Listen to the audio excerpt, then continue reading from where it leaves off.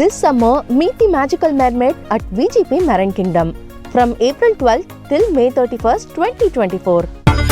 அது கண்டிப்பா ஏற்றுக்கொள்ள முடியாது. பிரதானத்துவம் இந்த கூட்டத்துக்கு கூட்டப்பட்டது. ஏன் இவ்வளவு ஒரு கன்ஃபியூஷன்? நான் ரொம்ப சிம்பிளான ஒரு பர்சன். அவருக்கு வேற எந்த விதமான ரைட்ஸும் கிடையாது. வணக்கம். நேர்பட பேசு நிகழ்ச்சிக்கு வரவேற்கிறோம். ஏழைகளுக்கு 10 கிலோ கோதுமை இலவசமாக வழங்கப்படும் அப்படின்னு உத்தரப்பிரதேசத்தில் திரு அகிலேஷ் யாதவோடு கூட்டாக செய்தியாளர்களை சந்திக்கிற போது திரு மல்லிகார்ஜுன கார்கே அறிவித்திருக்கிறார். இந்தியா கூட்டணி ஆட்சிக்கு வருகிற போது இதை செயல்படுத்துவோம் அப்படின்னு சொல்லியிருக்கிறார். ஏற்கனவே ஏழைகளுக்கு 5 கிலோ கோதுமை இலவசமாக பாஜக அரசு வழங்கி கொண்டிருக்கிறது. அதை மேலும் நீட்டித்திருக்கிறார்கள். தேர்தல் அறிக்கையிலையும் அவங்க குறிப்பிட்டிருக்கிறாங்க. இதுதான் இன்றைய நேர்பட பேசுவின் பேசுபொருள். ஏழைகளுக்கு ரேஷனில் 5 கிலோ கோதுமை இலவசம் பாஜக, ஏழைகளுக்கு ரேஷனில் 10 கிலோ கோதுமை இலவசம் காங்கிரஸ், யார் பக்கம் நிற்க போகிறார்கள் ஏழை மக்கள் அப்படிங்கிற தலைப்பில் பேச இருக்கிறோம். காங்கிரஸ் கட்சியிலிருந்து திரு பீட்டர் அல்போன்ஸ் இணைந்திருக்கிறார். பாரதிய ஜனதா கட்சியிலிருந்து மாநில பொதுச் செயலாளர் திரு ஏபி முருகானந்தம் பங்கேற்கிறார். பத்திரிகையாளர் திரு ஆழி செந்தில்நாதன் இணைந்திருக்கிறார். பொருளாதார பேராசிரியர் திரு கலையரசன் பங்கேற்றிருக்கிறார். வலதுசாரி கருத்தாளர் திரு குமார் இணைந்திருக்கிறார். வணக்கம் விருந்தினர்கள் அனைவருக்கும். திரு பீட்டர் அல்போன்ஸ், என்ன திடீர்னு காங்கிரஸ் தரப்பிலிருந்து இந்தியா கூட்டணி தரப்பிலிருந்து இந்த மாதிரி ஒரு இலவச ரேஷன் தொடர்பான ஒரு அறிவிப்பு வெளியாயிருக்கே? அதிரடியாகவோ அல்லது திடீரென்றோ அறிவிக்கப்பட்ட அறிவிப்பு அல்ல அந்த அறிவிப்பு. ஏற்கனவே நீங்க கடந்த காலங்களில் பாத்தீங்கன்னா இந்த ஃபுட் செக்யூரிட்டி ஆக்ட் என்று சொல்லக்கூடிய உணவு பாதுகாப்பு சட்டமே காங்கிரஸ் கட்சியினுடைய தலைமையில இருக்கின்ற ஐக்கிய முற்போக்கு கூட்டணி அரசால் கொண்டு வரப்பட்டதுதான் அந்த சட்டம். அந்த சட்டத்தில் ஒவ்வொரு இந்தியாவில் இருக்கிற ஒவ்வொரு குடிமகனுக்கும் தேவையான உணவு பாதுகாப்பு என்பது உறுதி செய்யப்பட்டது மட்டுமில்லாமல் ரைட் டு ஃபுட், அதற்கு ரைட் டு ஃபுட் என்பதை ஒரு உரிமையாகவே ஆக்கி கொடுத்தது அன்னைக்கு ஐக்கிய முற்போக்கு கூட்டணி அரசு, டாக்டர் மன்மோகன் சிங் தலைமையிலான காங்கிரஸ் தலைமையிலான ஐக்கிய முற்போக்கு கூட்டணி அரசு. ஆகவே மோடி அவர்கள் அதெல்லாம் என்ன சொல்ல இந்த ராவடி கல்ச்சர்னு சொன்னார். இதை போல ஏழைகளுக்கு இலவச திட்டங்கள் என்பதை கொச்சைப்படுத்தி அதை ரேவடி கல்ச்சர் என்று சொல்லி அதை விமர்சனம் செய்த பாஜக இன்று பல மாநிலங்களிலே காங்கிரஸ் கட்சியும் பல மாநில கட்சிகள், குறிப்பாக தமிழகத்திலே திராவிட முன்னேற்ற கழகம் மேற்கொண்டிருக்கின்ற மக்கள் நல திட்டங்களை போட்டி போட்டுக்கொண்டு அந்த மாநிலங்களிலே பின்பற்றி அதை அறிவிப்பதை எல்லாம் பார்த்து வருகிறோம். அந்த வகையில நீங்க காங்கிரஸ் கட்சிக்கு எந்த நேரத்திலும் அதை போன்ற ஒரு ஏழைகளுக்கு எதிராக செயல்பட வேண்டிய அவசியம் இருந்ததும் இல்ல. அன்னை இந்திரா காந்தி காலத்திலிருந்து நீங்கள் பார்த்தீர்கள் என்று சொன்னால் ஏழைகளோடு ஏழைகளாகவே தான் காங்கிரஸ் கட்சி தன்னை அடையாளப்படுத்தியிருக்கிறது. இரண்டாவது, இன்னைக்கு பொருளாதாரத்தை பற்றி ஒரு மீள் பார்வை இன்னைக்கு வந்திருக்கிறது. இன்னைக்கு இந்தியாவில் இருக்கிற இந்த வரி தொகுப்பு இருக்குல்ல, இந்த வரி தொகுப்புல மிக அதிகமான வரிகளை கட்டுகிறவர் யார்கள் என்று சொன்னால் அடித்தட்டு ஏழை மக்கள் தான். ஆனா அந்த ஏழை மக்களுக்கு அவர்கள் கட்டுகிற வரியிலிருந்து நாம் எவ்வளவு பணத்தை மீண்டும் கொடுக்கிறோம் என்கிற புதிய கேள்வி இன்று எழுப்பப்பட்டிருக்கிறது. இன்னைக்கு 8 வழிச்சாலை, விமான நிலையங்கள், மிகப்பெரிய துறைமுகங்கள், இன்னைக்கு அப்படிப்பட்ட புல்லட் ட்ரெயின் என்றெல்லாம் பெரிய பெரிய வார்த்தைகளில் சொல்லப்படுகிற அந்த மிகப்பெரிய திட்டங்களால் இந்த அடித்தட்டு மக்களுக்கு எந்த விதமான பயனும் இல்லை. இப்போ நம்முடைய பிரதமர் கடந்த 10 ஆண்டுகளில ஏறக்குறைய 18 லட்சம் கோடி ரூபாயை அவர் கார்ப்பரேட் பெரும் முதலாளிகளுக்கான கடன்களை தள்ளுபடி செய்திருக்கிறார். இதுபோக ஒரு பல லட்சம் கோடி ரூபாய்களை வாங்கி கொண்டு பெரிய கார்ப்பரேட் முதலாளிகள் இந்தியாவை விட்டு ஓடி இருக்கிறார்கள். ஆனால் அவர்களுக்கெல்லாம் சலுகை தரப்பட்ட போது இந்த நாட்டிலே இருக்கின்ற ஏழை மக்களுக்கான, விவசாயிகளுக்கான கடன் தள்ளுபடியோ, கல்லூரி மாணவர்கள் படிக்கின்ற கல்வி கடன் தள்ளுபடியோ பல முறை மீண்டும் மீண்டும் கோரிக்கை வைக்கப்பட்டும் அதை மோடியினுடைய அரசாங்கம் எந்த வகையிலும் செவியில் வாங்கிக் கொள்ளவில்லை. ஏழைகள் குறித்து காங்கிரஸ் கவலைப்படுறத புரிஞ்சுக்க முடியுது. ஆனா தேர்தல் அறிக்கையில் இந்த இலவச ரேஷன் குறித்து நீங்க ஒன்னும் சொல்லவே இல்லை. 4 கட்ட தேர்தல் முடிகிற வரைக்கும் நீங்க எதுவுமே பேசல. உத்தரப்பிரதேச தேர்தல் களத்துல நீங்க திரு அகிலேஷ் யாதவோடு திரு கார்கே அறிவிக்கிறார் இல்லையா? ஆமா, அதுல அப்படி தேர்தல் அறிக்கையில சொல்லப்படாத ஒன்றை தேர்தல் பிரச்சாரம் நடக்கின்ற போது அறிவிப்பதில் எந்த தடை ஒன்றும் இல்லை. உதாரணமாக உத்தரப்பிரதேசத்தில் இருக்கின்ற கள யதார்த்தத்தை அகிலேஷ் யாதவ் அவர்கள் காங்கிரஸ் கட்சியினுடைய அகில இந்திய தலைவருடைய பார்வைக்கு கொண்டு வந்திருக்கலாம். இந்த மாநிலத்தில் வந்து அந்த திட்டத்தை மேலும் விரிவுபடுத்த வேண்டியது அவசியம் என்று சொல்லியிருக்கலாம். அதற்காக இந்த திட்டத்தை நாமே அதை நம்முடைய இந்தியா கூட்டணியினுடைய திட்டமாக அறிவிக்க வேண்டும் என்று அவர்கள் வலியுறுத்தி இருக்கலாம். அந்த அடிப்படையிலே வந்து காங்கிரஸ் கட்சியினுடைய தலைவர் அதை அறிவித்திருக்கலாம். பாஜகவுக்கான ஒரு கவுண்டர் நரேட்டிவ் அது ஏற்கனவே அவங்க 5 கிலோ ரேஷன் இலவசமா கொடுக்கறாங்க. தேர்தல் அறிக்கையிலையும் பாஜக சொல்லியிருக்கு, தொடர்ந்து நீட்டிக்க போறோம்னு அறிவிச்சிருக்காங்க. அது மக்கள்கிட்ட எடுபடுது அப்படின்ற அடிப்படையில் ஒரு கவுண்டர் நரேட்டிவா நீங்க செட் பண்றீங்களா? அதாவது இந்த மோடி அவர்கள் அறிவித்ததுதான் வந்து ஒரு முரண்பாடு. அவர் என்னைக்கு சொன்னாருன்னா, இந்த அறிவிப்பை இந்தியா வந்து உலகத்தினுடைய 3வது வல்லரசாக மாறி போகிறது அப்படின்னு அறிவித்த அன்னைக்கு தான் இந்த நாட்டில் இருக்கின்ற ஏழைகளுக்கு வந்து நான் வந்து இன்னும் 5 வருடங்களுக்கு 5 கிலோ தானியம் கொடுக்க போகிறேன்னு சொன்னார். அப்ப 3வது வல்லரசாக பொருளாதாரத்திலும் ராணுவ பலத்திலும் உயரப்போகிற ஒரு நாட்டில் இன்னும் 5 வருடம் கழித்தும் 80 கோடி மக்கள் அந்த அரிசி தானியங்களை கோதுமைகளை வாங்கி பிழைக்கக்கூடிய நிலையில் தான் இருப்பார்கள் என்பதுதான் இன்னைக்கு இந்தியாவில் இருக்கிற உதார்த்தமான உண்மை. அதுதான் இன்னைக்கு இந்திய பொருளாதாரத்தில் இருக்கிற ஒரு மிகப்பெரிய முரண்பாடை வெளியே கொண்டு வந்திருக்கிறது. உலகத்திலே மிக அதிகமான பணக்காரர்கள், மிக வசதியானவர்களும் இந்தியாவில் வாழுகிறார்கள். மிக கொடுமையான ஏழைகளும், மிக மிக வறிய ஏழைகளும் வாழுகிறார்கள். இந்த 2 பேருக்குள்ள பேலன்ஸ் பண்ணக்கூடிய ஒரு பொருளாதார தத்துவத்தை தான், அதாவது ஏழைகளிடமிருந்து அந்த வறுமையை வெளியே கொண்டு வருகிற அதே நேரத்தில் தொழிலையும் வளர்ச்சியையும் உள்ளடக்கிய ஒரு பொருளாதார வளர்ச்சி, வேலை வாய்ப்புகளை உள்ளடக்கிய ஒரு பொருளாதார வளர்ச்சி, இவற்றையெல்லாம் முன்னெடுக்கின்ற தேர்தல் அறிக்கை தான் காங்கிரஸ் தேர்தல் அறிக்கை. ஆகவே 10 கிலோ என்பது வேண்டுமென்றால் ஒரு ஆரோக்கியமான போட்டி என்று கூட நீங்கள் சொல்லலாம். இதை போல ஒரு தேர்தல் அறிக்கையிலே போட்டி இருப்பது என்பது நல்லது. இதை வந்து ஒருவருக்கொருவர் போட்டி போட்டுக் கொண்டு இல்ல, பாஜக வந்து பணக்கார கட்சி, ஏழைகள் பத்தி அது கவலைப்படாது அப்படிலாம் காங்கிரசும் இந்தியா கூட்டணி தலைவர்களும் தொடர்ந்து விமர்சிச்சீங்க. அவங்க இந்த 5 கிலோ ரேஷன் பொருட்களை வந்து கொடுக்கறது, அது மக்கள்கிட்ட எடுபட தொடங்கின பிறகு அது நெருக்கடியா மாறி இருக்கா இந்தியா கூட்டணிக்கும் காங்கிரசுக்கும்? அதாவது நீங்க இந்த 5 கிலோ தானியம் என்பதை தவிர இந்த 10 ஆண்டு காலத்திலே மோடியினுடைய ஆட்சி ஏழைகளுக்கு என்ன செய்தது என்று நான் கேட்க விரும்புகிறேன். இன்னைக்கு ஏழைகள் வந்து பெரும்பாலும் விவசாய கூலிகள், விவசாயிகள், அன்றாடம் வந்து அன்ஆர்கனைஸ்டு லேபர். கொரோனா நோய் தொற்று காலத்திலிருந்து பார்த்து வருகிறோம். இந்த கோவிட் நோய் தொற்று காலத்தில் வந்து 2 லட்சம் கோடியை வந்து ரிசர்வ் வங்கியிலிருந்து எடுத்தார்கள். வைப்பு நிதியாக இருந்த 2 லட்சம் கோடியை. இந்த 2 லட்சம் கோடியை நாம் எல்லாம் அன்னைக்கு எதிர்க்கட்சிகள் என்ன சொன்னோம்? இது இந்தியாவில் இருக்கிற ஏழைகளுக்கு வந்து வேலை வாய்ப்புகள் இல்லாமல் தொழில் முடங்கி வறுமையில் இருக்கிறார்கள், அவர்களுக்கு வந்து கேஷ் டோல், இதை வந்து ரொக்க பணமாக நீங்கள் பிரித்து கொடுங்கள் என்று கோரிக்கை வைத்தோம். ஆனால் மோடியுடைய அரசாங்கம் என்ன செய்தார்கள் என்று சொன்னால், அந்த பணத்தை வந்து கார்பரேட் டிவிடெண்ட் டாக்ஸுக்காக அந்த சலுகையை கொடுத்து விட்டு அதற்காக இதை ஈடு செய்து கொண்டார். ஆகவே இந்த நாட்டில் வந்து ஏழைகளுக்கான கோரிக்கைகளை காங்கிரஸ் பலமுறை, விவசாயிகள் போராட்டத்தை வந்து ஏன் வந்து கடைசி வரைக்கும் அந்த கோரிக்கைகளை ஏற்றுக்கொள்ளல? இன்னைக்கு விவசாயிகளுக்கான கடன்களை ஏன் தள்ளுபடி செய்யல?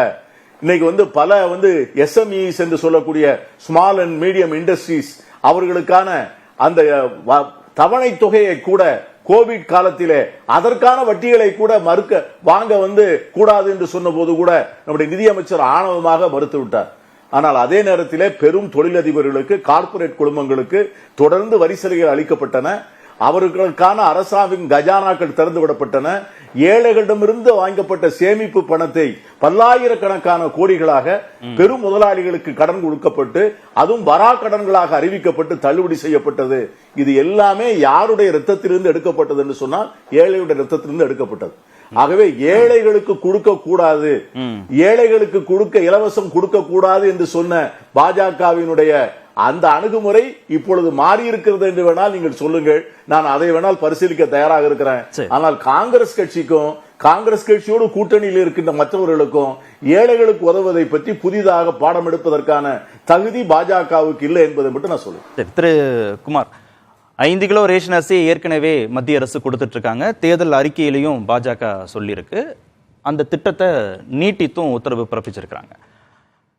புதுசா எலெக்ஷன் களத்துல வந்து 10 கிலோ ரேஷன் அரிசி கோதுமை இலவசம் அப்படின்னு இந்தியா கூட்டணி முன்வைக்கிறது பாஜகவுக்காக நெருக்கடியா? கண்டிப்பா அது எல்லாத்துக்குமே தெரியுமே. அதை சப்பக்கட்டு கட்டினாங்களும் கூட இது எதுக்காக இந்த தேதியில மேனிஃபெஸ்டோல இல்லாமல் அறிவிக்கிறாங்கங்கிறது எல்லாத்துக்கும் தெரியும். ஆனால் நீங்கள் தலைப்பு வைத்திருக்கிறீர்கள், இந்த 5 கிலோ 10 கிலோக்காக மட்டும்தான் ஓட்டு போவான் மக்கள் வாக்களிப்பார்கள் அப்படி என்று நான் கருதவில்லை. மக்களை அவ்வளவு மக்களுக்கு ஏழ்மை இருக்கிறது. இந்தியாவை போன்ற ஒரு ஜனநாயக நாட்டில், மிகப்பெரிய ஜனநாயக நாடு, நம்பர் 1 பாப்புலேஷன் உள்ள நாடு, இந்த நாட்டில் ஏழ்மை இருக்கிறது. அமெரிக்காவில் ஏழ்மை இருக்கிறது, கனடாவில் ஏழ்மை இருக்கிறது, லண்டனில் எல்லா இடமும் குடிசையும் இருக்குது, கோபுரமும் இருக்கிறது, எல்லா நாட்டிலையும் இருக்கிறது. ஆனா 5 கிலோ ரேஷன் வாங்குறது 80 கோடி மக்கள் இல்லையா இருக்காங்க. அதான் பாஜக ஜனதா கட்சி கொடுத்து கொண்டு இருக்கிறது. அவர்கள் அதை மிஞ்சி நாங்கள் தருவோம் 10 கிலோ தருவோம்னு சொன்னால் மக்கள்கிட்ட ஒரு ஒரு மக்களை ஒரு கவர்றதுக்கு ஒரு வசதியாக இருக்கும்னு நினச்சி தான் அவங்க அறிவித்திருக்கிறார்கள். அவங்க அறிவித்திருக்கட்டும். ஆனால் நம்முடைய தலைவர் பீட்டர் அல்போன்ஸ் அவர்கள் ஒன்றை சொன்னார்கள். இன்றைக்கு பத்திரிகையில் வந்த செய்தியாக ஒன்றை சொன்னார்கள். அரசாங்கம் ஏழ்மை மக்களிடமிருந்து வரியை நிறைய வசூல் பண்ணுகிறது, அவங்க தான் டாக்ஸ் பேயராக இருக்காங்க பல வழிகளில் இன்டைரக்டா, ஏழைகளோட ரத்தம் ஆமாம் இருக்குது. ஆனால் அவருக்கு திருப்பி என்ன போகுதுங்கிறது இது நியாயமான வாதம் தான். இந்த நியாயமான வாதத்தில் எனக்கு நிறைய உடன்பாடு உண்டு. வெளிநாட்டுகளில் எப்படி எல்லாம் நடக்கிறது, இப்போ கனடாவிலலாம் எடுத்துக்கிட்டிங்கன்னா ஒரு பெண்ணுக்கு குழந்தை பிறந்தால் அதுக்கு கிட்டத்தட்ட ஒரு 30,000 ரூபா வரைக்கும் ஃப்ரீயாக கொடுத்துட்றாங்க கவர்மெண்ட்டு. அங்கே பிறந்த அந்த ஹாஸ்பிட்டலில் பிறந்தாங்கன்னா பிறந்த உடனே அந்த தாய்க்கு கொடுத்துட்றாங்க. அந்த குழந்தைய அந்த நாட்டினுடைய குடிமகனாக கருதிடுறாங்க. அந்த குழந்தைக்கு கூட மந்த்லி அதுக்கு ஒரு பேமெண்ட் கொடுக்குறாங்க. அவங்க பேரண்ட் அந்த குழந்தைய வளர்க்கணும், பொறுப்பாக வளர்க்க தவறினால் அந்த தாய் தகப்பனுக்கு சிறை தண்டனை கூட உண்டு. அந்த மாதிரி வளர்க்குறாங்க. 18 வயசு வரைக்கும் கொடுக்குறாங்க. அப்படியெல்லாம் இருக்குது. ஏன்னா இப்போ டேக்ஸ் வாங்குகிறோம் அதுக்காக கொடுக்குறோன்னு இருக்காங்க. நம்ம நாட்டில் அது நடக்குமாங்கிறத அவருக்கே தெரியும், பீட்டர் அல்போன்ஸ் சாருக்கு தெரியும். நம்ம நாடு 47 குண்டூசியை கூட தயார் பண்ணாத ஒரு நிலைமையில் நாம் இருந்தோம். அந்த நாட்டில் இவ்வளவு தூரம் நேருடைய 3 ஃப்ரீ 5 இயர் பிளான்ஸில் நிறைய ப்ராஜெக்ட்லாம் கொண்டு வந்தாங்க. அதெல்லாம் கட்டமைப்பெல்லாம் உருவாக்குனாங்க. அதெல்லாம் யாரும் அதை கொஸ்டின் பண்ண முடியாது. அதற்கு பிறகு நேரு அவர்களுக்கு பின்னால் இந்திரா காந்தி காலத்தில் எடுத்த சில தவறான முடிவுகள், அதற்கு பின்னால் தொடர்ந்த பல முடிவுகள், ஊழலை தடுக்காதது, ஏழைகள்கிட்ட வசூலிக்கக்கூடிய வரி ஏழைகளுக்கு போகாம கார்பரேட்டுக்கு போகுதுன்னு அது இவங்க கொடுத்த கடன் தானே சார். இது ஏன் இப்படி எல்லாம் சொல்றாங்கன்னு எனக்கு புரியல. இந்த கடன் யார் கொடுத்தது? 2014 மோடி அரசு வந்தா கொடுத்தது. கொடுத்ததே காங்கிரஸ் தானே. யாருக்கு கொடுக்கணும், எப்படி கொடுக்கணும், எவ்வளவு கொடுக்கணும், என்னென்ன மாதிரி கொடுக்கணுங்கிறதெல்லாம் தாண்டி கொடுத்தது காங்கிரஸ் தானே. வாதத்துக்கு காங்கிரஸ் கொடுத்ததுனே வச்சுக்குவோம். வசூலிக்காம தள்ளுபடி பண்றதுங்கிறது எல்லா இடத்துலயும் இருக்கிற ஒரு பொதுவான கான்செப்ட். நலிந்த கம்பெனி ஒரு கம்பெனி சட்டத்துல, வருமான வரி சட்டத்துல எந்த மாதிரி அந்த மாதிரி ஒரு அளவுகோல்லாம் கிடையாது. கொடுத்த கம்பெனிட்ட இருந்து நலிஞ்சு போயிட்டுனா தள்ளுபடி பண்றதுக்கு ஒன்றும் சட்டம் கிடையாது. நம்ம ஊர் வருமான வரி சட்டம் வராதுன்னு நினைச்சு கடன் கொடுத்திருப்பாங்களா காங்கிரஸ்? இல்ல, வராதுன்னு பொறுப்பு இல்லாம கொடுக்கிறது தானே. பொறுப்பு இல்லாம கடன் கொடுத்துட்டாங்கன்னு சொல்லலாம். ஏன் கடனை வசூலிக்கல? வசூலிக்கிறதுக்கு ஒருத்தர் 4 கம்பெனி வைத்திருக்கிறார். ஒரு முதலீதிபர் 4 கம்பெனி, அதுல ஒரு கம்பெனி நலிந்து போய் விட்டதுன்னு வச்சுங்க. அந்த கம்பெனி லைஃப் டைம்ல அது என்ன டாக்ஸ் கட்டியிருக்குன்னு பார்த்தா இவருக்கு தள்ளுபடி பண்ணதுல 4 மடங்கு வரி கட்டியிருப்பாரு. அந்த மாதிரி தான், அந்த மாதிரிப்பட்ட கம்பெனிகள் தான் இந்த 14,000 கோடி இவங்க சொல்ற கடன். அதுவும் சத்தான் கணக்கு கிடையாது. 16 லட்சம் கோடி, 16 லட்சம் கோடி. அது சத்தான் கணக்கு கிடையாது. அது அந்த கம்பெனி திரும்ப அது சைன் பண்ணி சென்றா அது நல்ல நிலைமைக்கு வந்தால் அந்த கடனை வசூல் பண்ணக்கூடிய சட்ட பொறுப்புகளும் அது இருக்கிறது. சிறிய தொகையா? 16 லட்சம் கோடி. 25 ஆண்டுகளுக்கு 100 நாள் வேலை திட்டத்தில் சம்பளம் கொடுக்க முடியும்ன்றாரு திரு ராகுல் காந்தி. சார், வசூல் பண்ண கொடுத்தவங்களை இதான் கடனை கொடுக்க கூடாதவங்களுக்கும் கொடுக்க முடியாதவங்களுக்கும் கட்டக்கூடிய முடியாதவங்களுக்கும் கடனை கொடுத்துட்டு அதை வசூல் பண்ற வேற வழி இல்லாம திருப்பி சுழட்டிக்கிட்டு குழப்பிக்கிட்டு அது பின்னாலே சுத்திக்கிட்டு இருக்கக்கூடிய ஒரு சூழ்நிலையை தவிர்க்கிறது ரொம்ப சிம்பிள் தான். இது ரொம்ப சிம்பிள். நம்ம ஊர்ல ஒரு லோனை வாங்கிட்டோம், நிறைய 4-5 கம்பெனியை நடத்திட்டோம், ஒரு கம்பெனி நலிந்து போய்விட்டது, எனக்கு கொஞ்சம் ரீஷெடியூல் பண்ணி கொடுங்க, என்னால் இப்போ கட்ட முடியாது, எனக்கு ஃபர்தராக ஏதாவது டைம், அந்த மாதிரி ஒரு அரேஞ்ச்மெண்ட் தான் பண்ணியிருக்காங்களே தவிர இந்த கடன் இந்த வரை ஒழிஞ்சு போகுதுன்றது கிடையாது. நிர்மலா சீதாராமன் பல முறை பதிவு பண்ணியிருக்காங்க. ஆனால் இவங்க அதை வச்சு தாங்க லோன் கொடுத்தோம், நாங்கள் கொடுத்த கடனை தான் வசூல் பண்ண முடியாம இவங்களும் வசூல் பண்ண 16 லட்சம் கோடி வந்து 16 லட்சம் கோடி தள்ளுபடி செய்யப்பட்ட கணக்கில் அது பட்டியல் இல்ல. அந்த கம்பெனி வளர்ந்தால் அந்த கம்பெனி வசூல் பண்ணக்கூடிய சட்ட அங்கீகாரமும் இந்த அமைப்புக்கு இருக்கு. வளர்ந்தால் கம்பெனி வளம் தான். ஆமா, சரி, ஓகே. திரு ஆழி, 5 கிலோ இலவச கோதுமை, இலவச ரேஷன் அப்படிங்கிறது ஏற்கனவே பாஜக செயல்பாட்டில் வச்சிருக்கக்கூடிய ஒரு திட்டம். 10 கிலோ ரேஷன் கொடுக்குறோம், கோதுமை கொடுக்குறோம் அப்படிங்கிறது இந்தியா கூட்டணி ஆட்சிக்கு வந்தால் செயல்படுத்த போறோம்னு சொல்லக்கூடிய வாக்குறுதி. மக்கள் யாரை நம்புவாங்க? இந்த பாயிண்ட்டுக்கு போகிறதுக்கு முன்னாடி ஒரு முக்கியமான விஷயத்தை நான் சொல்லணும். 2014 13 மன்மோகன் சிங் அரசு வந்து இந்த ஃபுட் செக்யூரிட்டி ஆக்ட் கொண்டு வந்தார். அதன் பிறகு தான் இந்த முறை வந்து ஒன்றிய அரசால் கொண்டு வரப்பட்டது. அப்போது வந்து அந்த ஃபுட் செக்யூரிட்டி ஆக்டை, உணவு பாதுகாப்பு சட்டத்தை எழுத்துப்பூர்வமாக எதிர்த்தவர் யார் தெரியுங்களா? ஒரே ஒரு முதலமைச்சர் தான் இந்தியாவில் அந்த சட்டத்தை எழுத்துப்பூர்வமாக எதிர்த்தார். அது யாருன்னா அன்றைய குஜராத் முதலமைச்சர் நரேந்திர மோடி. எல்லா மாநிலங்களும் ஏற்றுக்கொள்ளும் போதும் கூட எழுத்துப்பூர்வமாக இந்த ஃபுட் செக்யூரிட்டி ஆக்டை அவர் எதிர்த்தார். என்ன காரணம்னா, இந்த உணவில் வந்து இந்தியா முழுக்க ரேஷன் போன்ற விஷயங்கள் சில குறிப்பிட்ட நிறுவனங்களுக்கு பாதகமாக இருக்கும் அப்படின்ற அடிப்படையில் அந்த நிறுவனங்களின் சார்பாக இருந்து இதை வந்து அவர் எதிர்த்தார். சரி, இன்னொரு முக்கியமான விஷயத்தை நம்ம பார்க்கணும். 1960களில் தமிழ்நாட்டில் வந்து பேசப்பட்ட அரசியல் இது. அண்ணா வந்து திமுக 67 எலெக்ஷனில் வந்து ஒரு படி அரிசி அப்படின்ற ஒரு முழக்கத்தை வச்சு இங்கே தமிழ்நாட்டில் வந்து கலங்கட 3 படி லட்சியம், ஒரு படி நிச்சயம் அப்படின்னு சொல்லிட்டு பேசினாங்க. இந்த உணவு அடிப்படைங்கிற ஒரு விஷயத்தை வந்து நாம் வந்து 50-60 ஆண்டுகளுக்கு முன்னாடி கணக்கில் எடுத்து இந்தியாவில் யுனிவர்சல் பிடிஎஸ், அனைவருக்குமான உணவு, ஏழை பணக்காரன்னு கிடையாது, அனைவருக்குமான உணவு பாதுகாப்பை வழங்கி அதெல்லாம் வந்து ஒரு லெவல் மேலே போய் அடுத்த லெவல் விஷயங்களை பேசிகிட்டு இருக்கிறோம். ஆனால் உத்தரப்பிரதேசமும் பீகாரும் சத்தீஸ்கரும் மத்திய பிரதேசமும் 5 கிலோ கோதுமை 10 கிலோ கோதுமைக்கான அரசியலை பேசக்கூடிய நிலையில் இருக்கிறது. அப்படிங்கிற வித்தியாசத்தை முதல்ல புரிஞ்சுக்கிட்டா தான் இதனுடைய அரசியலே பேச முடியும். தமிழ்நாடு அளவுக்கு இன்னும் அந்த மாநிலங்கள் முன்னேறாம இருக்கு. தமிழ்நாடு, கேரளா, தென்னிந்தியாவில் வந்து இது இப்போ கூட வந்து கர்நாடகத்தில் அன்னபாக்கியான்னு ஒரு திட்டத்தை வந்து இந்த காங்கிரஸ் அரசு கொண்டு வந்ததை தான் இந்தியா முழுக்க கொண்டு போவோம்னு கார்கேவும் பேசியிருக்கிறார். காங்கிரஸ் அரசு கொண்டு வந்தது தான். தமிழ்நாட்டில், ஆந்திராவில், கர்நாடகத்தில் இருக்கக்கூடிய இங்கே இருக்கிற அம்மா கேன்டீன் மாதிரி வெவ்வேறு இடங்களில் சவுத்தில் இருந்த விஷயங்களை தான் இன்றைக்கி பேசுகிறாங்க. நான் ஏன் இதை சொல்கிறேன்னா, இன்றைக்கி வந்து தமிழ்நாடு மாடல் அல்லது திராவிட மாடல் என்று சொல்லக்கூடிய இந்த அரசியலுக்கும் குஜராத் மாடலுக்கு இடையிலான வித்தியாசத்தை நம்ம புரிஞ்சுக்கணும். காங்கிரஸ் கட்சி ஒரு அனைத்து இந்திய கட்சியாக பல்வேறு மாநிலங்களிலிருந்து பெஸ்ட் ப்ராக்டிசஸை எப்பவுமே அது வந்து உள்வாங்கிக் கொள்கிறது. அது வந்து நான் தொடர்ந்து பார்க்குறோம். அந்த அடிப்படையில் இந்த யுனிவர்சல் பிடிஎஸ் அல்லது ரேஷன் கடைகளை அதில் வந்து கூடுதலான அரிசி கொடுப்பதுங்கிறது காங்கிரஸினுடைய அரசியல் அல்லது பொருளாதார கொள்கையில் இருக்கிறது. காங்கிரஸில் இந்த பக்கம் கார்ப்பரேட்டுகளுக்கு வாரி வழங்கக்கூடிய கொள்கையும் உண்டு, பெருவாரியான மக்களுக்கு தேவையானதை செய்யக்கூடிய அந்த அரசியலும் அவங்களுக்கு உண்டு. இப்போ வந்து மகாத்மா காந்தி ஊரக வேலைவாய்ப்பு திட்டம் உட்பட அதை மாதிரி நிறைய நீங்கள் பார்க்கலாம். ஒரு மத்தியவாத கட்சி, சென்ட்ரிஸ்ட் பார்ட்டியாக இந்த ரெண்டுமே அவர்கள்கிட்ட இருக்கு. இல்ல, மத அடிப்படையிலான அரசியலை பாஜக பேசுது, சாதிவாரி கணக்கெடுப்பு, ஓபிசி இடஒதுக்கீடுன்னு சாதி அடிப்படையிலான அரசியலை காங்கிரஸ் பேசுது.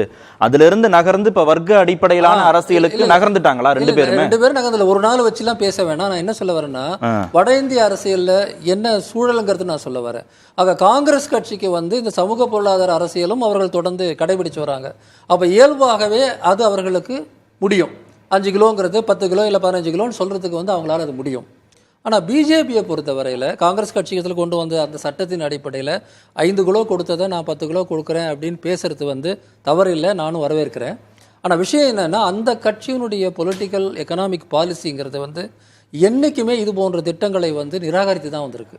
இன்னும் சொல்ல போனால், அவர் திரு பீட்டர் லம்பர்ஸ் அவர்கள் பேசும்போது சொன்ன மாதிரி, அன்னைக்கு மன்மோகன் சிங் அரசில் கொண்டு வந்த போது இது ராவடி கல்ச்சர், இலவச கல்ச்சர்னு கிண்டல் பண்ணாங்க. பாஜக சார்பு ஊடகங்கள், பாஜக சார்பு அறிவுஜீவிகளை பொறுத்தவரையில் இதெல்லாம் வந்து யூனிவர்சல் பிடிஎஸ் இருக்கக்கூடாதுன்னு. இல்லை, இன்னைக்கு 80 கோடி மக்கள் அதனால் பயன்பெறுகிறார்கள்ன்ற புரிதலுக்கு பாஜக வந்திருக்கலாம். அதனால தான் அவங்க நீட்டிக்கிறாங்க. என்ன சொல்லணும்னா, இந்த ரெண்டு பேருடைய கருத்துக்களில் எது வந்து ரொம்ப ரெலவெண்ட்டாகவும் ரொம்ப வந்து சாத்தியமாகவும் இருக்குன்ற அடிப்படையில் நான் பேசுகிறேன். பாஜக எடுத்த இப்போ உதாரணமாக 5 கிலோ கொடுக்குது, 10 கிலோ கொடுக்க போகுது அப்படின்னா நான் பாஜக விமர்சிக்கிறேன்றதுனால இப்போ நான் நிராகரிக்கலை. ஆனால் இந்த ரெண்டு பேருடைய கருத்தியலில் எது வந்து இதுக்கு சாதகமாக இருக்குது? ஆக காங்கிரஸுடைய கருத்தியல், குறிப்பாக இந்தியா கூட்டணியில் வந்து அதில் இருக்கக்கூடிய பல கட்சிகள் அல்லது இடதுசாரிகளுடைய தாக்கம், மிக முக்கியமாக திமுக தொடர்ச்சியாக தமிழ்நாட்டில் வெற்றிகரமாக உருவாக்கிய திட்டங்கள் எல்லாம் திமுக ஒரு அமைப்பாக இருக்கு. ஸோ இது எல்லாமே சேர்ந்து தான் இந்தியா கூட்டணியினுடைய இந்த தேர்தல் அறிக்கையாக இருக்கட்டும் அல்லது இந்த திட்டமாக இருக்கட்டும். ஸோ இவங்க கிட்ட வந்து அதற்கு ஒரு பின்னணி இருக்கு, அதுக்கு ஒரு வரலாறு இருக்குது. எனவே அதை நான் நம்புவேன். பாஜகவை பொறுத்த வரையில வந்து அவர்களுடைய பொருளாதார கொள்கைங்கிறது எப்பவுமே இந்தியாவினுடைய பனியாக்கள் வளர வேண்டும் என்பதும் ஏழைகள் ஏழைகளாக இருக்கணுங்கிறது தான் அவங்களுடைய அடிப்படையான பொருளாதார கோட்பாடாக இருக்குது. என்ன இப்படி சொல்கிறேன், இதுக்கு என்ன ஆதாரம்னு கேட்டிங்கன்னா, அவர்கள் மீண்டும் மீண்டும் வட இந்தியாவில் செய்யக்கூடிய அரசியல் அப்படிங்கிறது நீங்கள் யோசிச்சு பாருங்க. 2014 விகாஷ் புருஷ் வளர்ச்சியின் நாயகன் அப்படின்னு சொல்லி தான் அங்கே ஓட்டு கேட்டார், அப்படி சொல்லி தான் ஜெயிச்சார். பிஜேபி ஆட்சிக்கு வந்ததுக்கு மிக முக்கியமான 2 வார்த்தை, ஒன்று குஜராத் மாடல், இன்னொன்று விகாஷ் புருஷ் வளர்ச்சி நாயகன். ஆனால் இந்த 10 ஆண்டுகள் கழித்து பீகாரில், உத்தரப்பிரதேசத்தில், ஹரியானாவில் என்ன வளர்ச்சியை இவங்க உருவாக்கி காட்டிருக்கிறாங்க. இல்ல தொழிலதிபர்கள், பணக்காரங்க, இவங்க எவ்வளவு பெர்சன்டேஜ் மக்கள் தொகையில? ஆமா, அவங்க ஒரு 4-5 பேர், 1% மக்கள் 2% மக்களுக்கு நிறைய உருவாக்கி கொடுத்துருக்காங்க. எல்லா மாநில தேர்தலையும் பாஜக ஜெயிக்குது, நாடாளுமன்ற தேர்தலில் ஜெயிக்குது. அப்ப ஏழைகளோட வாக்கையே வாங்காம நம்பிக்கையை பெறாமையா பாஜகவும் மோடியும் இருக்கிறாங்க. அதை தான் கணக்கில் வச்சுன்னு போடுறாங்களா? இல்ல, அவங்க எப்படி வேணாலும் வாக்களிக்கிறதுக்கான சூழல் உருவாக்கலாம்.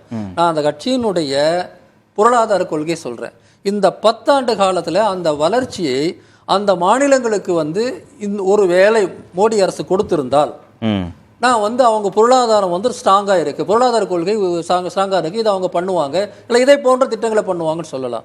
அதாவது ரேஷன் அரிசிங்கிற ரேஷன் அரிசியில் கோதுமை ரேஷன் சிஸ்டம், பிடிஎஸ் அப்படிங்கிறது தனியாக பிரித்து பார்க்கக்கூடாதுங்க. அதாவது வந்து மக்களுக்கு உணவு பாதுகாப்பை உறுதிப்படுத்துவது என்பது ஒரு பொருளாதார சிந்தனையிலேருந்து வர்றது தான். அது ஒரு தனி ஸ்கீம் கிடையாது. தமிழ்நாட்டில் வந்து யுனிவர்சல் பிடிஎஸ் இருக்கணுங்கிறத பல வலதுசாரி பொருளாதாரவாதிகள் ஏற்றுக்கொள்ளாதது காரணம் அதுதான். அவங்க என்ன சொல்லுவாங்க, நீ ஏன் டார்கெட்டடாக கொடுக்கக்கூடாது, ஏன் எல்லாருக்கும் தரேன்னு.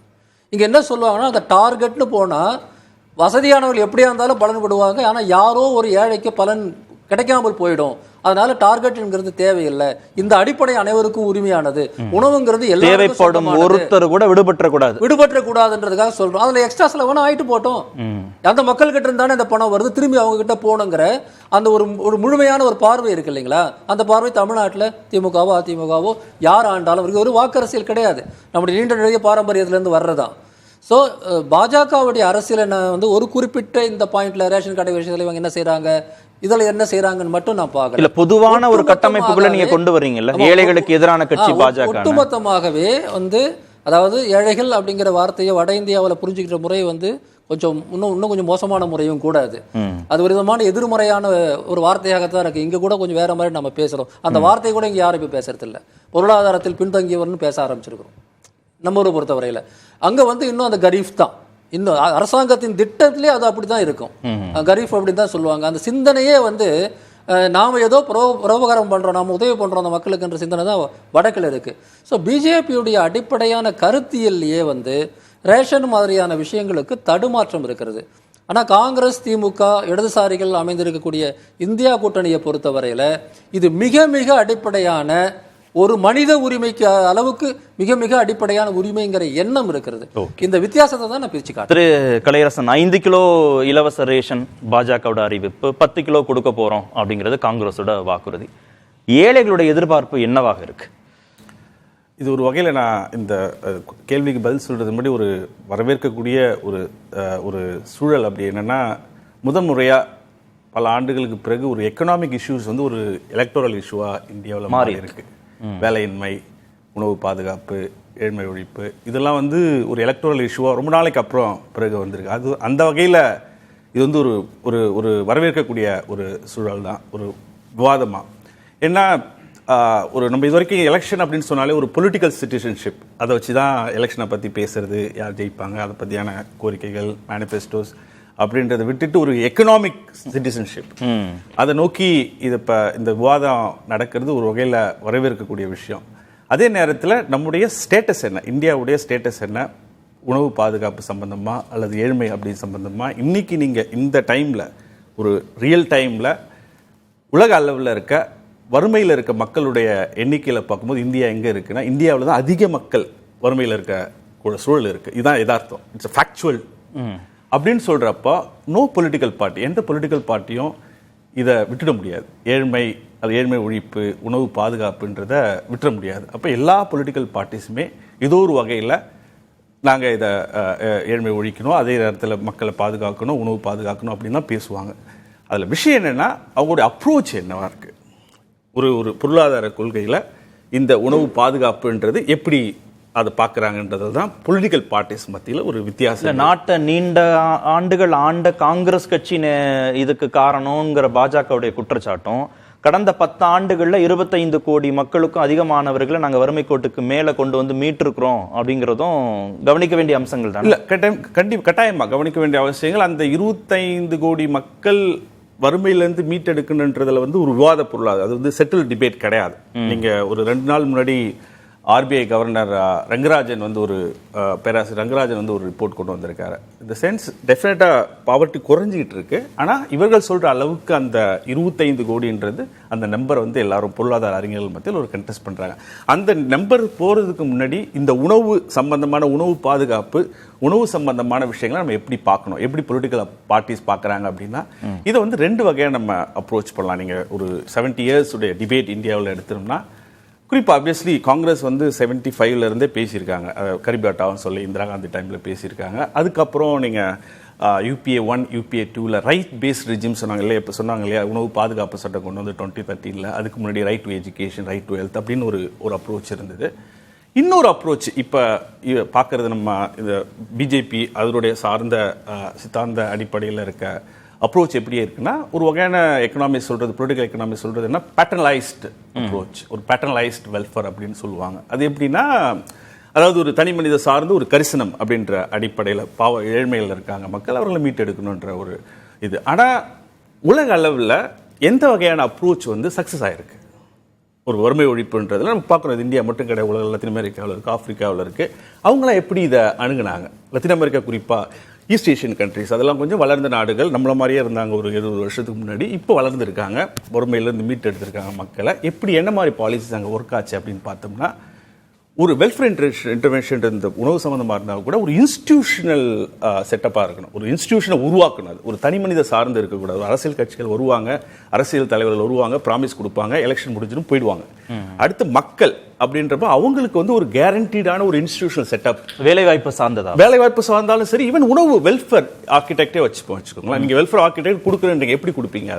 அதுக்கான ஒரு இன்ஸ்டிடியூஷனல் ஸ்ட்ரக்சர் உருவாக்கணும் இல்லையா, ஒரு கோஆபரேட்டிவ் சிஸ்டம் உருவாக்கணும், அதுக்கான FCI குடோன்ல இருந்து அந்த ஃபுட் கிரெயின் வாங்கணும், அதுக்கான சப்சிடரி சிஸ்டம், அதுக்கான இன்ஸ்டிடியூஷன் ஸ்டேட் கவர்மெண்ட் பண்ணுறதா, சென்ட்ரல் கவர்மெண்ட் பண்ணுறதா, அல்லது லோக்கல் கவர்மெண்ட் பண்ணுறதா, அதுக்கான ஆர்கிடெக்ட், அதுக்கான இன்ஸ்டிடியூஷனல் ஸ்ட்ரக்சர் எந்த பார்ட்டி, எந்த பொலிட்டிக்கல் பார்ட்டிஸ் வைக்கிறாங்க அப்படின்னு பார்த்தோம்னா, தமிழ்நாடோட எக்ஸ்பீரியன்ஸ் மற்ற ஸ்பீக்கர்ஸ்லாம் பேசினது அப்போ பார்த்தீங்கன்னா 2 வகையாக அதை நம்ம பிரிக்க முடியும். ஒரு வகையான உரிமை சார்ந்த விஷயமா பார்க்கறது, அதாவது உணவு, கல்வி, மருத்துவம்ன்றது ஒரு உணவு குடிமக்களோட உரிமை, ஒரு எக்கனாமிக் சிட்டிசன்ஷிப்பாக பார்க்கறது. அப்படி பார்த்தோம்னா அது ஒரு வகையான ஈவன் பாப்புலிஸ்ட், எலக்ஷோரல் பாப்புலிஸ்ட் பார்த்தா கூட ஒரு அசர்டிவ் பாப்புலிசம் சொல்லலாம். அது தமிழ்நாட்டில் உடைய ஹிஸ்டரியில் பார்த்தோம்னா அது மாதிரி ஒரு சூழல் இருந்திருக்கு. இங்கே ஒரு உரிமை சார்ந்த விஷயமா பார்க்கறது. PDS இது ஒரு யாசகமோ அல்லது ஒரு கரிசனமோ கிடையாது, அது ஒரு உரிமை. உணவுன்றது ஒரு உரிமை, அது எல்லாருக்கும் கிடைக்கணும் அப்படின்றது. இங்க இருக்க எலக்டோரல் பார்ட்டிஸும் அது காம்படிஷன்ல இது ஒரு காம்படிட்டிவ் பாப்புலேஷன் சொல்லுவாங்க. அது வகையில் ஏதோ ஒரு வகையில் அதை எக்ஸ்பெண்ட் பண்ணி தான் போயிருக்காங்க. அதுக்கான ஒரு பெரிய இன்ஃப்ராஸ்ட்ரக்சர் உருவாக்கி இருக்காங்க தமிழ்நாட்டில். ஒரு கோஆபரேட்டிவ்ஸ், TN, அது தமிழ்நாடு வாணிப கழகம்னு சொல்லுவாங்க. அதே அந்த ஃபார்முலா தான் ஏதோ ஒரு வகையில் இட் வாஸ் இன்ஃபார்ம் டு அந்த ரைட் டு ஃபுட்டுன்னு சொன்னாங்க இல்லையா, உணவு பாதுகாப்பு சட்டம் 2013 அந்த ஆக்டுக்கான பின்னணி ஏதோ ஒரு வகையில் ஒரு நேஷனல் லெவலில் ஒரு ஆர்கிடெக்ட் உருவாக்குது, ஒரு வெல்ஃபேர் ஆர்கிடெக்ட் உருவாக்குது. உணவு இதை எப்படி கொண்டு போய் சேர்க்கறது மக்கள். ஏன்னா உணவு நீங்கள் ஒரு டிசைன் பண்ணுறது ஒன்று, ஒரு அப்ரோச் பண்ணுறது ஒன்று, அதை கொண்டு போய் சேர்க்கறது டெலிவரபிள் லாஸ்ட் மைலில் கடைசி மனிதனுக்கு வரைக்கும், கடைசி குடும்பத்துக்கு வரைக்கும் கொண்டு போய் சேர்க்கறதுல தான் அந்த பொலிட்டிக்கல் பார்ட்டிஸினுடைய அப்ரோச்சில் இருக்குது.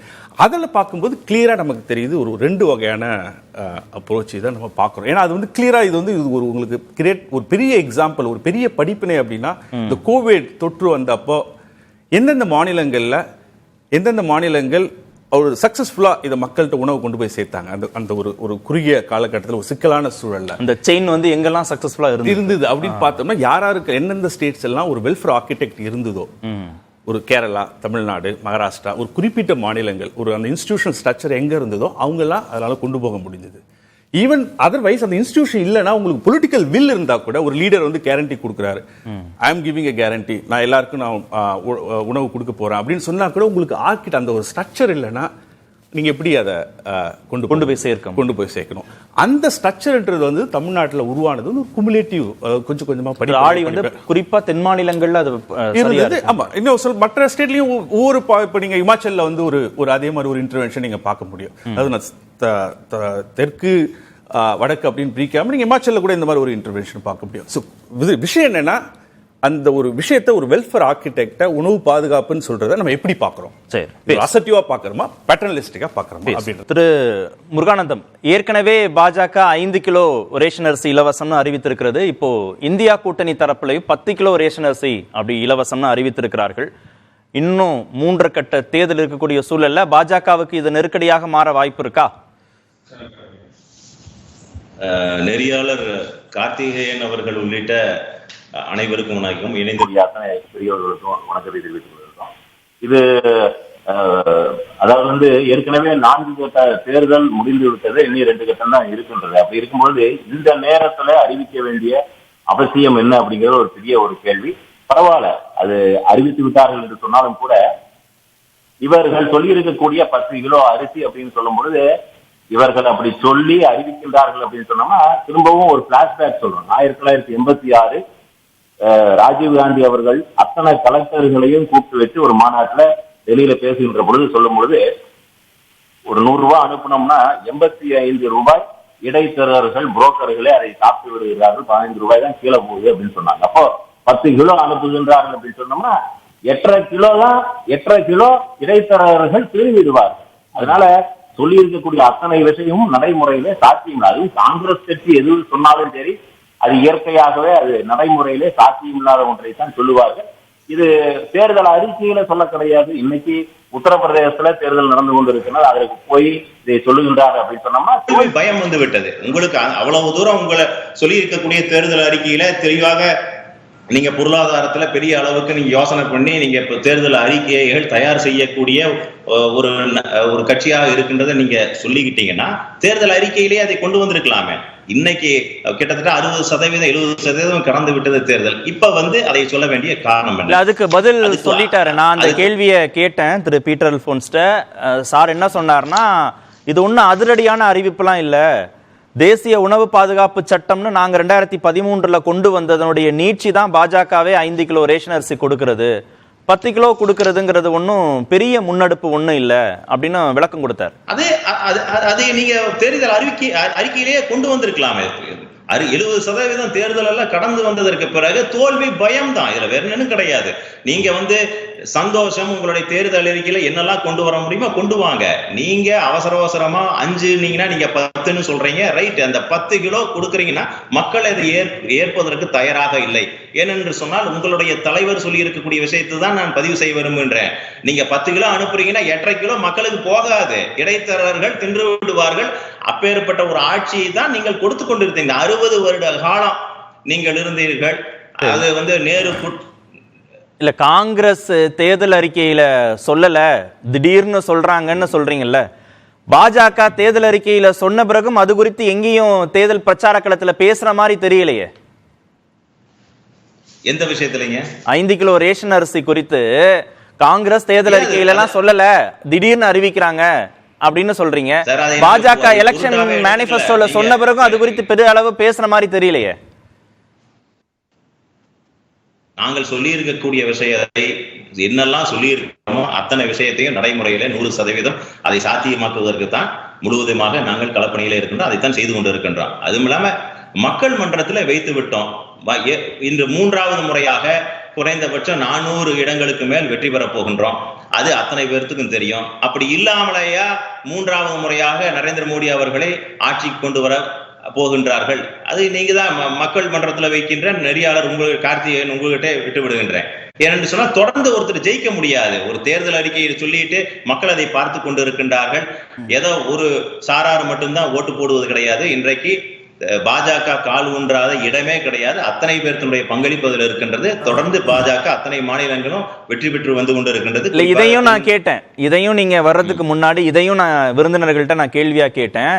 வழக்கமான தேர்தல் மாதிரி இல்லை, இதுக்கு முன்பு நடந்த மாதிரியான தேர்தல் இது இல்லை, வேலைவாய்ப்பு பிரச்சனை, வாழ்வாதார பிரச்சனை, விலைவாசி உயர்வு பிரச்சனை அப்படின்னு மக்களை பாதிக்கக்கூடிய அடிப்படை பிரச்சனைகள் வெர்சஸ் பாஜகன்னு இந்த தேர்தல் களம் மாறிடுச்சு அப்படின்னு சொன்னாங்க விருந்தினர்கள். ஏதோ கார்த்திகேயன் ஏதோ ஒரு ஃபார்முலாவை போட்டு பார்க்குறாங்க. வந்து எதைய சொன்னோம்னா மக்களை திசை திருப்ப முடியும் அப்படின்னு ஒரு முயற்சி எடுக்கின்றார்கள்.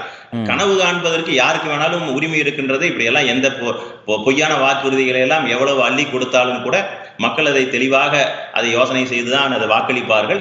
தொடர்ந்து பாரதிய ஜனதா கட்சி, அதுவும் இந்த குறிப்பாக உத்தரப்பிரதேச தேர்தல் வந்திருக்கின்ற பொழுது அது மிகப்பெரிய ஒரு மாநிலம். அதுல கிட்டத்தட்ட 78 இடங்கள் ஜெயிப்பதற்கான வாய்ப்பு இருக்கின்றது அப்படின்னு களத்துல இருந்து நாங்கள் சொல்லுகின்றோம். ஏனென்றால் உத்தரப்பிரதேசத்துக்கு நேரடியாக பொறுப்பாளராக நான் பல ஆண்டு காலம் பணியாற்றி இருக்கின்ற இந்த தேர்தலில் சொல்லி இருக்கக்கூடிய காரணம், உத்தரப்பிரதேசத்துல முழுமையா எதையாவது ஒரு விஷயத்தை சொல்லி அதை திசை திருப்ப வேண்டும், எதையாவது ஒரு ட்ரை பண்றாங்க. அது என்ன வேணாலும் சொல்லட்டும், ஆனாலும் கூட அதை வந்து சாத்தியப்படுத்துவதற்கான எந்த முகாந்திரங்களும், ஏனென்று சொன்னால் திரும்பியும் அதை நினைவூட்டலுக்காக சொல்லுகின்ற 85% அந்த பணம் கீழே போய் சேராது அப்படின்னு சொன்னவரே ராஜீவ்காந்தி. அதே மாதிரி தான் 10 கிலோ கொடுத்தீங்கன்னா 9 கிலோ இடைத்தரகர்கள் தான் சாப்பிடுவாங்க. அப்பேற்பட்ட ஒரு விஷயம்தான் இவர்கள் ஆட்சிக்கு வந்தால் நடக்கும். இதுதான் விஷயம். மக்கள் தெளிவாக இருக்கின்றார்கள். இல்ல, மக்கள் வந்து பாஜக வந்து ஏழைகளுக்கான அரசு அல்ல, அவங்க வந்து கார்பரேட்டுகளுக்கான அரசுன்ற புரிதலோடு இருக்கிறாங்க ஏழை மக்கள் அப்படின்ற விமர்சனமும் வைக்கப்பட்டது. கார்த்திகேயன், இதெல்லாம் வந்துங்க தேர்தல் வந்தா சொல்லி இருக்கக்கூடிய விஷயம். எந்த கம்பெனி காங்கிரஸ் ஆளுகின்ற மாநிலத்துல அதே கம்பெனிகள் குஜராத்ல யாரெல்லாம் இன்வெஸ்ட் பண்ணாங்களோ அதே கம்பெனி ரேவந்த் ரெட்டி அவர்கள் இருக்கக்கூடிய முதல்வராக இருக்கக்கூடிய தெலுங்கானாவில் அவர்களும் தான் அங்க இன்வெஸ்ட் பண்ணியிருக்கிறாங்க. யாரெல்லாம் அதானி அம்பானி இப்படி தொடர்ந்து பேசிக்கிட்டே வந்துருக்கிறாங்கல்ல, ஐயா பீட்டர் அல்போன்ஸ் இருக்கின்றார்கள், அவரும் பேசியிருப்பாருன்னு நினைக்கிறேன். அது கம்யூனிஸ்ட் கட்சிகள் இருந்தாங்கன்னா இதே சப்ஜெக்ட் தான் சொல்லுவாங்க. அவர்களிடத்துல வைக்கக்கூடிய வாதம் வெளிச்சம் போட்டிருக்குது.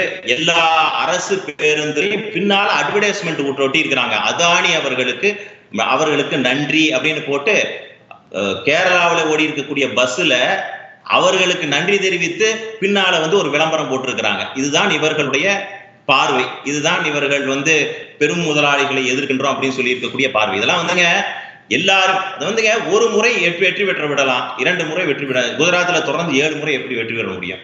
அத்தனை பேர்த்தினுடைய ஆதரவு இருந்தா தான் வெற்றி பெற முடியும். அதனால அனைவருடனும் சேர்ந்து அனைவருக்குமான வளர்ச்சி அதை நோக்கித்தான் சென்று கொண்டு இருக்கின்றது.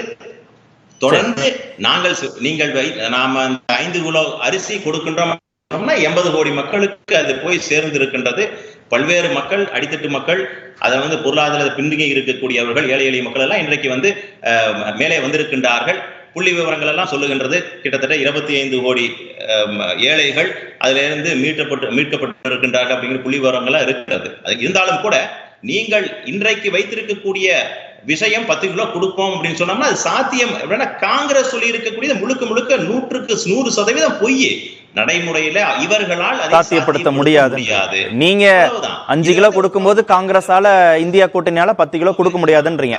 கார்த்திகேயன், நம்ம சொல்லிருக்கக்கூடிய விஷயத்துக்கு இந்த விஷயம் சரியான முறையில கொண்டு போய் சேர்க்கப்பட்டு விட்டு இருக்கிறது. இது வந்து பெனிஃபிஷியரிஸ், பயனாளிகள் சரியான முறையில அதை புரிந்து கொண்டு இருக்கின்றார்கள், சரியான முறையில வந்து சேர்ந்து விட்டது அப்படின்னு தெரிஞ்சுக்கிட்டாங்க. இந்த விஷயத்தை கையில் எடுத்தால் திசை திருத்த முடியும். இதோட காங்கிரஸ் நினைக்கிறேன். திரு பீட்டர், 5 கிலோ இலவச ரேஷன்ங்கிறது மோடி கேரண்டி செயல்பாட்டுல இருக்கு, அதை நம்புவாங்க மக்கள். ஆனா காங்கிரஸ் கொடுக்கக்கூடிய, இந்தியா கூட்டணி கொடுக்கக்கூடிய வாக்குறுதியை மக்கள் நம்ப மாட்டார்கள் அப்படின்னு சொல்றாரு திரு ஏபி முருகானந்தம். இல்ல அதாவது நாம வந்து மக்கள் வந்து நம்முடைய வாக்குறுதிகளை எந்த அடிப்படையில் நம்புவார்கள்னா, நம்முடைய கடந்த கால செயல்பாடுகள் எப்படி இருந்தன என்கிற அடிப்படையை வைத்துத்தான் மக்கள் நம்புவார்கள். மோடி வந்து கடந்த தேர்தலின் போது கொடுத்த எந்த வாக்குறுதியையும் அவர்கள் நிறைவேற்றவில்லை. அதாவது நாங்கள் வந்து 15 லட்சம் ரூபாய்களை வந்து ஒவ்வொருவருடைய வங்கி கணக்கில் போடுவேன் என்று சொன்னதையோ, இல்ல 2 கோடி பேருக்கு வேலை வாய்ப்புகளை உருவாக்கி கொடுக்கிறேன்னு சொன்னதையோ, இல்ல வெளிநாட்டில் இருக்கிற கள்ளப்பணத்தை முழுவதும் நான் முடிச்சதேன்.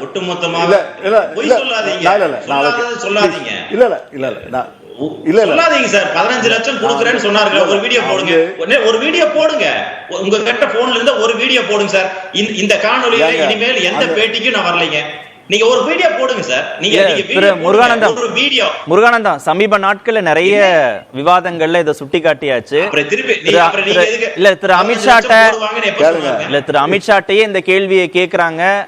அவரே இது எலெக்ஷன் ஜும்லான்னு பதில் சொல்லிட்டாரு.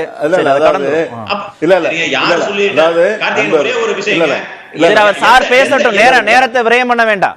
பீட்டர் சார் பேச அதுக்கு எனக்கு பொய் சொல்லணுங்களா? அது நான் கண்டிப்பா இன்டர்வியூ பண்ணுவேன். இல்லங்க, பொய்ன்ற வார்த்தையை சொல்லாதீங்க, பொய்ன்ற வார்த்தையை சொல்லாதீங்க. அமித்ஷாட்ட கேட்டாச்சு, அவர் எலெக்ஷன் ஜும்லான்னு பதிலும் சொல்லிட்டாரு. அப்புறம் இதுக்கப்புறம் என்ன வேண்டும்? அமித்ஷாட்ட கேட்டீங்க, என்ன பதில் சொன்னாரு அவரு? எலெக்ஷன் ஜும்லான்னு சொல்லிட்டாரு. நீங்க போய் தேடி பாருங்க, நீங்க காணொலியை தேடி பாருங்க. இல்லன்னா நான் நிகழ்ச்சி முடிஞ்சவன உங்களுக்கு அனுப்புறேன். நீங்க நேரத்தை விரயம் பண்ண வேண்டாம், அவர் பேசட்டும், சார் பேசட்டும். அதாவது முருகானந்தம், நீங்க பேசும்போது நான் ஒரு வார்த்தை கூட குறுக்கிடுவதில்லை. நான் சொன்ன வார்த்தைகளுக்கு நான் முழுமையாக நான் பொறுப்பேற்றுக் கொள்கிறேன். அதாவது இதுக்கு ஏற்கனவே நான் இந்த வீடியோவை இதற்கு முன்னால மோடி அவர்கள் பேசின அந்த வீடியோவையே நான் போட்டு காண்பிச்சிருக்கிறேன். இப்போ என்னுடைய எடுக்கிறது கொஞ்சம் நேரம் ஆகும். ஆனா நான் உங்களுக்கு அதை அனுப்புறேன். உங்களுக்கு நான் நம்முடைய நெறியாளர் மூலம் உங்களுக்கு நான் அனுப்பிச்சு வைக்கிறேன். அதாவது கடந்த காலத்தில் நீங்கள் கொடுத்த வாக்குறுதிகளை எப்படி பாதுகாத்தீர்கள், செயல்படுத்தினீர்கள் என்கிற அடிப்படையில் தான் மக்கள் இந்த வாக்குறுதிகளை நம்புவார்கள். கடந்த காலத்தில் ஐக்கிய முற்போக்கு கூட்டணி அரசு தேசிய ஊரக வேலை வாய்ப்பு திட்டத்தை அமுல்படுத்துகின்ற போது அன்னைக்கு பிரதமர் வேட்பாளராக இருந்த மோடி அவர்கள் என்ன சொன்னார்கள் சொன்னா, it is a standing monument of planned failure of the UPA government சொன்னார். உபா அரசாங்கத்தினுடைய திட்டமிடுதலினுடைய மிகப்பெரிய தோல்வியினுடைய அடையாளம் தான் இந்த தேசிய ஊரக வேலை வாய்ப்பு திட்டம்னு சொன்னார். ஆனா இந்த தேசிய ஊரக வேலை வாய்ப்பு திட்டம் தான் கோவிட் சமயத்தில் கோடிக்கணக்கான ஏழைகளை உயிர் வாழ்வதற்கு வயதுவாக இருந்த திட்டம் தான் இந்த திட்டம். ஆகவே இன்னைக்கு கடந்த காலத்துல ஐக்கிய முற்போக்கு கூட்டணி அரசு காலத்துல நாங்க எல்லாவற்றையுமே உரிமையாக்கி கொடுத்தோம். இந்த ரைட் டு எம்ப்ளாய்மெண்ட், வேலைக்கு உறுதி, உணவுக்கு உறுதி, கல்விக்கு உறுதி, தகவல் அறியும் சட்டத்திற்கு உறுதி, இப்படி எல்லாத்தையுமே ஏழை மக்களுக்கான உறுதியாக்கி கொடுத்ததுதான் ஐக்கிய முற்போக்கு கூட்டணி அரசு. அதுல இன்னும் ஒருபடி நான் சொல்றேன், கடந்த காலத்துல இப்ப தற்காலிகமாக நீங்க எடுத்துக்கிட்டீங்கன்னா இன்னைக்கு இந்தியா கூட்டணியில் இருக்கிற கட்சிகள் கடந்த சட்டமன்ற தேர்தலில் என்ன வாக்குறுதி கொடுத்தோமோ அதை முழுவதும் அந்த மாநிலங்களிலே நிறைவேற்றி இருக்கிறோம். நம்முடைய மாநிலத்திலே நம்முடைய முதலமைச்சர் நிறைவேற்றி இருக்கிறார். கர்நாடகாவிலே கர்நாடக முதலமைச்சர் அவர்கள் நிறைவேற்றி இருக்கிறார். இன்னைக்கு கேரளாவிலே கேரள முதலமைச்சருடைய திட்டங்கள் ஏழை எளிய மக்களுக்கான திட்டங்கள் நிறைவேற்றப்பட்டிருக்கிறது. ஒண்ணு மட்டும் நான் சொல்ல ஆசைப்படுகிறேன். இறுதி கருத்தை எடுத்துக்கிற நேரம் இல்ல, இறுதி கருத்தை எடுத்துக்கிறேன். திரு ஆழி, இந்த ஓட்டிங் பேட்டர்ன் எப்படி இருக்கும்? ஏன்னா தேர்தல் களத்தில் கொடுக்கக்கூடிய வாக்குறுதிகள்ங்கிறதுனால ஏழை மக்களுடைய வாக்களிக்கும் முறை இந்த எலெக்ஷன்ல எப்படி இருக்கும்? இந்த கட்சிகள் என்ன எதிர்பார்க்கறாங்க, எதிர்பார்க்கிறபடி நடக்குமா? உத்தரப்பிரதேசம், முக்கியமாக ஊபி, பீகார் போன்ற அந்த வட மாநிலங்களில் பொருளாதார பிரச்சனை அடிப்படையான தேர்தல் பிரச்சனையாக மாறி இருக்கிறது என்பது உண்மை. 2014-19 தேர்தலில் இருந்த சூழல் வேற. இன்னைக்கு மக்களுடைய அடிப்படையான பிரச்சனைகள் பேசுபொருளாக மாறி இருக்கிறது. அந்த பேசுபொருளாக மாறி இருக்கிறது என்பதை உணர்ந்து அறிவித்த அறிவிப்பாக கூட கார்கே அறிவித்ததை நாம் எடுத்துக்கொள்ளலாம். எந்த தப்பும் கிடையாது. அவர் நடுவில் சொன்னதுனால ஒன்றும் குற்றம் ஒன்றும் இல்லை. தப்பு சொன்னாதான் குற்றமே ஒழிய சரியான விஷயத்தை எப்போ சொன்னாலும் ஒன்றும் பெரிய தவறு கிடையாது. தோல்வி பயத்துல சொல்றாங்கன்னு திரு முருகானந்தம் சொல்றாரு. வெற்றிக்கான அச்சாரமாக சொல்றாங்கன்னு சொல்லலாம். அது சிக்கல் இல்லை. ஆனா விஷயம் என்னன்னா, பொருளாதாரம் பேசுபொருளாக மாறி இருப்பது என்பது வரவேற்க தகுந்த விஷயமா நான் பார்க்கிறேன். அந்த அளவுக்கான ஓட்டிங் பேட்டர்னா இருக்குமா திரு கலையரசன்? கட்சிகள் எதிர்பார்க்கிற அளவுக்கு ஓட்டிங் பேட்டர்ன்? ஆமா, ஏழைகளை டார்கெட் பண்ணி இவங்க ரெண்டு பேரும் வர்றாங்க இல்லையா, ரெண்டு கட்சிகளும் வர்றாங்க இல்லையா இந்த எலெக்ஷன்ல, அது அவங்களுக்கு கை கொடுக்குமா இல்ல யாருக்கு கை கொடுக்கும்? இல்லை, கண்டிப்பாக இது ஒரு முன்னாடி சொன்ன மாதிரி ஒரு எலக்டோரலாக இது இந்த சூழலில் எலெக்ஷனில் ஒரு பொருளாதார விஷயம் ஒரு பேசு பொருளாக மாறினதே அதுக்கு அது ஒரு தேவையை சார்ந்து தான் அந்த உருவாயிருக்கு. ஏன்னா அந்த அளவுக்கு வேலையின்மை இருக்கு, அந்த அளவுக்கு ஏழ்மை இருக்கு. நீங்க இப்போ வேர்ல்ட் பேங்க் ரிப்போர்ட் 2022 வந்தது. நீங்க கவர்மெண்ட் சொல்லியிருக்காங்க 25 கோடி மக்களை ஏழ்மையிலேருந்து வெளியே கொண்டு வந்திருக்கோம், வெளியேற்றிருக்கோம்னு. அதே நேரத்தில் நீங்க அந்த நம்பர்ஸ் இன்டர்நேஷனல் ஏஜென்சிஸ், வேர்ல்ட் பேங்க்லாம் கண்டெஸ்ட் பண்றாங்க. அவங்க என்ன சொல்றாங்கன்னா, ரியல் வேஜஸ் குறைஞ்சிக்கிட்டு இருக்கு, வேலையின்மை அதிகரிச்சிட்டு இருக்கு. அப்பன்ற ஆஸ்பெக்ட்ல இதுக்கான சோர்ஸ் எந்த இடத்துல, அதுக்கு யார் வாக்குறுதிகள் உத்தரவாதம் கொடுக்கறாங்களோ கண்டிப்பா அவங்களதான் அது மக்கள் ஏதோ ஒரு வந்து வகையில இது இது எடுபடும். அதாவது மக்கள்கிட்ட இதுக்கு ஒரு எதிர்பார்ப்பு இருக்கு உறுதியா. அந்த எதிர்பார்ப்பு இந்த எலெக்ஷனை சார்ந்து மட்டும் கிடையாது. ஒரு வகையான ஒரு ஃபியூச்சருக்கே, ஒரு எதிர்காலத்துக்கே ஒரு தேவையான. பீட்டர் குறுக்கிட்டீங்க, சுருக்கமா, செய்திக்கு நேரம் ஆயிடுச்சு. இல்ல அதாவது அதை நான் ரெண்டு பேரும் நான் வந்து அவரு கலையரசன் சொன்னதையும் ஆளி சொன்னதையும் அப்படியே என்டார்ஸ் பண்றேன். என்னன்னா, கடந்த காலத்தில் எங்கள் செயல்பாடுகள் வந்து வைத்த மக்கள் எங்களை நம்புவார்கள். அதான் ஒரே பாயிண்ட்.